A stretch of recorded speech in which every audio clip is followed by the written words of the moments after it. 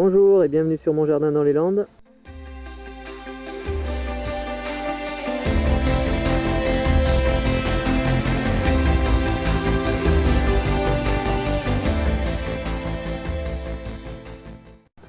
Alors aujourd'hui je vais vous parler du sécateur et de son utilisation parce que j'ai eu des questions là sur les commentaires de certaines vidéos par rapport à la taille notamment.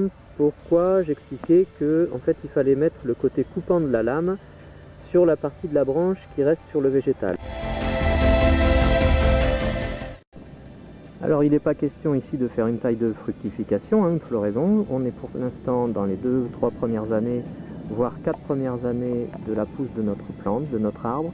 Donc pour l'instant c'est de la taille de formation et donc on forme en choisissant les principales ramifications.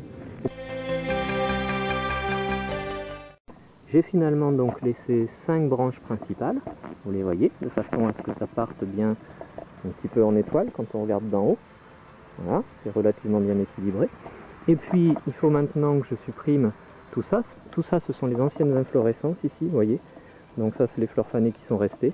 Il va falloir le supprimer et bien entendu pour que ça redémarre et que ça refleurisse, eh bien je vais couper à peu près 2/3. Je coupe maximum 1 cm au-dessus du bourgeon en biseau de façon à ce que la pluie et la sève, si elle s'écoule, n'aillent pas couler vers le bourgeon. Donc là je supprime déjà cette branche en coupant. Voilà. Là je vais nettoyer comme je veux conserver, au final comme je veux conserver tout ce que l'on pourrait appeler cette charpentière. Je vais couper ce qui part à l'intérieur du rosier. Voilà. Alors la taille de mon orthosia est quasiment terminée.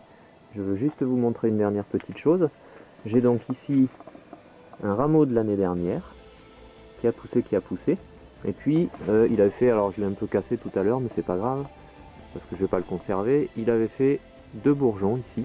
Donc au départ je me suis dit je vais enlever la fleur sèche qui est au bout et puis laisser ramifier ça et puis laisser repartir. Et puis finalement comme c'est pas très régulier, homogène par rapport à la taille de mon arbre, j'ai ici ce qu'on appelle des bourgeons qui sont latents, c'est-à-dire qu'ils n'attendent qu'une chose, c'est qu'on coupe ici, juste au-dessus, pour que la sève les fasse démarrer. Donc c'est ce que je vais faire, je les coupe, comme ça je redescends un petit peu mon végétal, et ça va restimuler une pousse de ces bourgeons. Très certainement ils ne fleuriront pas, mais ils vont me faire de nouvelles feuilles, de nouvelles branches, et donc ce sera intéressant pour l'année prochaine. Donc je taille pour cet été, la floraison, mais aussi pour avoir une structure d'arbuste pour l'année prochaine. Voilà, je vous remercie d'avoir regardé, écouté, et à bientôt sur monjardindanslesllandes.eclablog.com. Au revoir.